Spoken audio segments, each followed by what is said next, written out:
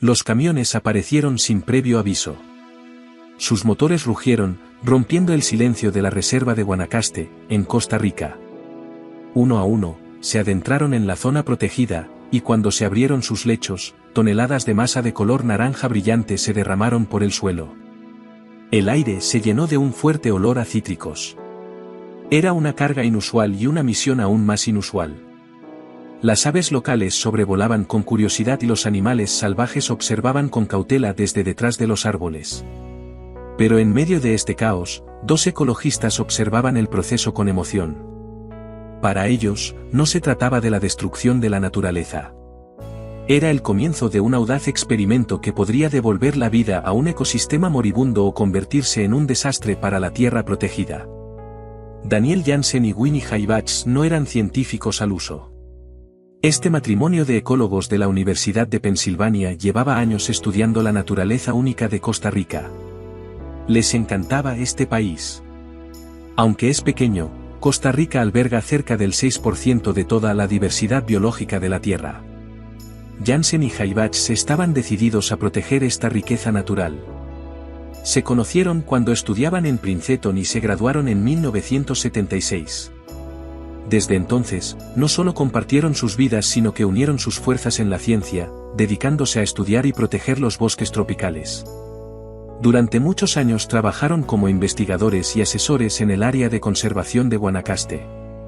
Durante su trabajo, la pareja se enfrentó a un grave problema. Muchas zonas que antes estaban cubiertas de exuberante selva tropical se habían convertido en pastizales para el ganado. Tras décadas de pastoreo intensivo, estas tierras se secaron y quedaron casi sin vida. La hierba era dura y escasa, y el suelo estaba desgastado y compactado. La variedad natural de plantas y animales había desaparecido, y estas tierras antaño ricas se habían convertido en un desierto ecológico. Restaurar estas zonas se convirtió en una misión vital para Jansen y Haibach. Sabían que, sin ayuda humana, los pastos dañados podrían permanecer así durante décadas, quizá incluso siglos. La naturaleza necesitaba ayuda urgente para superar los daños causados por la descuidada actividad humana. En 1997, los científicos tuvieron una oportunidad inesperada. Una empresa llamada Del Oro había construido una fábrica de zumo de naranja cerca del límite de la reserva. La mayoría de los activistas y ecologistas estaban preocupados. Las empresas industriales suelen traer contaminación y ejercen una presión adicional sobre el medio ambiente. Pero Jansen y Haibach analizaron la situación de otro modo. Se enteraron de que Del Oro tenía un gran problema de residuos. Solo la parte jugosa de las naranjas se utiliza para hacer zumo, mientras que la piel, las semillas y la pulpa fibrosa se convierten en residuos. Para una gran empresa como Del Oro, esto significaba toneladas de residuos orgánicos cada día. Deshacerse de estos residuos costaba mucho dinero a la empresa. Pensaron en distintas opciones: llevarlo a vertederos, quemarlo o compostarlo. Pero todos estos métodos eran caros, malos para el medio ambiente o ambas cosas. Fue entonces cuando a los ecologistas se les ocurrió una idea atrevida. ¿Y si estos residuos orgánicos pudieran utilizarse para restaurar las partes dañadas de la reserva? Las cáscaras de naranja son ricas en materia orgánica, al descomponerse, pueden alimentar los suelos pobres. La empresa se deshace de sus residuos y la reserva obtiene un fertilizante natural que ayuda a recuperar sus ecosistemas. La idea parecía descabellada. Muchos ecologistas y activistas se escandalizaron ante la idea de verter residuos industriales en una reserva nacional. Pero Jansen y Haibach creían en su teoría y estaban dispuestos a correr el riesgo. Hicieron una oferta insólita a Del Oro: la empresa cedería parte de sus terrenos próximos a la reserva para que fueran protegidos por el Estado y, a cambio, se le permitiría verter residuos de naranjas en ciertas partes de la reserva, los mismos pastos dañados que había que devolver a la vida. Para la empresa, era un trato rentable. No solo obtenía una forma gratuita de deshacerse de sus residuos, sino que además se ganaba la imagen de empresa responsable con el medio ambiente. Para la reserva, los beneficios también estaban claros: la zona protegida crecería y existía la posibilidad de devolver la vida a tierras dañadas. Pero para llevar a cabo este audaz plan necesitaban el permiso del gobierno. Tras largas discusiones y un cuidadoso examen de los posibles riesgos, el proyecto fue aprobado, aunque con algunas condiciones estrictas. Del Oro solo podía verter residuos agrícolas naturales, cáscaras y pulpa de naranja sin aditivos químicos. Antes de ser transportadas a la reserva, las cáscaras debían ser tratadas para eliminar el limoneno, una sustancia natural que puede ralentizar el crecimiento de las plantas. Y lo que es más importante, los residuos solo podían verterse en zonas específicas que en su día habían sido pastos y ya habían perdido toda diversidad biológica. En 1998, el plan se puso en marcha. Del Oro empezó a entregar residuos de naranjas a la reserva. La escala de la operación era impresionante, la empresa planeaba entregar unas 12.000 toneladas de cáscaras de naranja al año, lo que requeriría unos 1.000 camiones cargados. Con el tiempo, se podría llegar a 250.000 toneladas de residuos orgánicos, suficientes para cubrir todo un estadio de fútbol con una gruesa capa. Los primeros meses del experimento no fueron muy agradables desde el punto de vista estético. Colinas de cáscaras de color naranja brillante cubrían 3 hectáreas de terreno y parecían sacadas de otro planeta. El fuerte olor a cítricos se percibía desde lejos. Los residentes locales y los turistas estaban descontentos con la vista y el olor de este extraño vertedero en la reserva. Sin embargo, en solo 6 meses, la masa anaranjada empezó a descomponerse claramente, convirtiéndose en un abono rico y oscuro. El olor desapareció poco a poco y las primeras plantas valientes empezaron a crecer a través de la capa de material en descomposición. Jansen y Haibach documentaron cuidadosamente todo el proceso. Colocaron marcas amarillas para delimitar el lugar de la prueba, tomaron muestras de tierra con regularidad y siguieron todos los cambios que se producían en el suelo y en la vida de las plantas. Parecía que el experimento empezaba a funcionar según lo previsto. Pero entonces se interpuso una fuerza inesperada, la competencia y los celos humanos. Otra empresa de zumos, Tico Fruit, que trabajaba en la misma región, estaba muy descontenta con el acuerdo entre Del Oro y la reserva. Tico Fruit ya había gastado mucho dinero en construir sus propios sistemas de tratamiento de residuos, y la oportunidad que se daba a su rival de deshacerse de los residuos gratuitamente le parecía una ventaja injusta. Tico Fruit lanzó una gran campaña contra el experimento. La empresa publicó anuncios aterradores en periódicos y televisión, mostrando los residuos de naranja como montañas de basura podrida, que propagaban enfermedades y atraían plagas. Afirmaban que el proyecto traería moscas de la fruta, que podrían dañar los cultivos locales, y que el mal olor de la masa en descomposición provocaba dolores de cabeza y náuseas entre los residentes cercanos. Aunque no había pruebas científicas de estas afirmaciones, la publicidad negativa funcionó. La opinión pública se volvió rápidamente en contra del proyecto. Los agricultores locales empezaron a preocuparse por sus cosechas y las empresas turísticas temieron que la reserva perdiera su atractivo para los visitantes. Al final, Tico Fruit presentó una demanda ante un tribunal costarricense, alegando que el proyecto infringía la legislación medioambiental y creaba un peligroso ejemplo que podría dar lugar a vertidos incontrolados de residuos en zonas protegidas.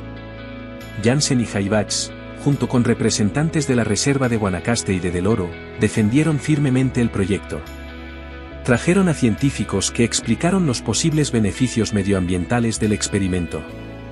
El respetado grupo Rainforest Alliance confirmó públicamente que el proyecto era seguro para el medio ambiente. Del Oro presentó pruebas de que cumplía todas las normas y restricciones. Pero el caso dio un giro político, y en 1999, apenas un año después de iniciarse el experimento, la Corte Suprema de Costa Rica ordenó la paralización inmediata del proyecto. Los jueces admitieron que, aunque el experimento en sí podía ser beneficioso para el medio ambiente, sentaba un peligroso precedente que otras empresas podrían utilizar para justificar el vertido de distintos tipos de residuos en zonas protegidas. Cuando se clausuró el proyecto, se habían vertido unas 12.000 toneladas de cáscaras de naranja en la zona de pruebas, aproximadamente el peso de 2.000 elefantes africanos adultos. Las cáscaras cubrían una superficie del tamaño de 3 campos de fútbol en una capa de varias decenas de centímetros de espesor. Los ecologistas tuvieron que detener el experimento y dejar el lugar como estaba. No más cáscaras de naranja, no más interferencia humana. La naturaleza tendría que ocuparse de lo que ya se había hecho. Tras la decisión del tribunal, el interés por el experimento se desvaneció rápidamente. Pronto, solo unos pocos científicos y personal de la reserva lo recordaron. La zona donde tuvo lugar el experimento apenas se visitaba ni se estudiaba. Pasaron los años y el mundo cambió.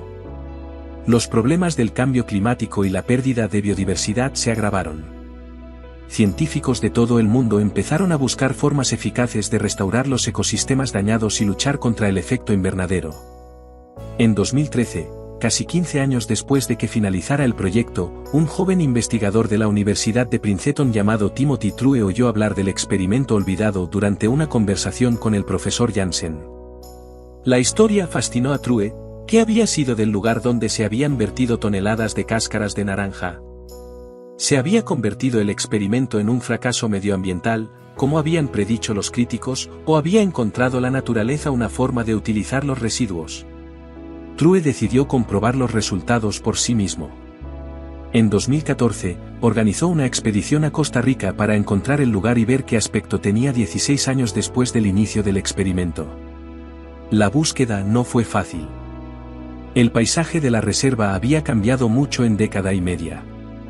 Utilizando mapas antiguos y coordenadas de GPS, el equipo de investigación pasó varios días intentando localizar la parcela experimental. Cuando por fin llegaron a la zona que creían correcta, se encontraron con un descubrimiento sorprendente. En lugar de un terreno estéril cubierto de cáscaras de naranja podridas, encontraron un bosque denso y frondoso.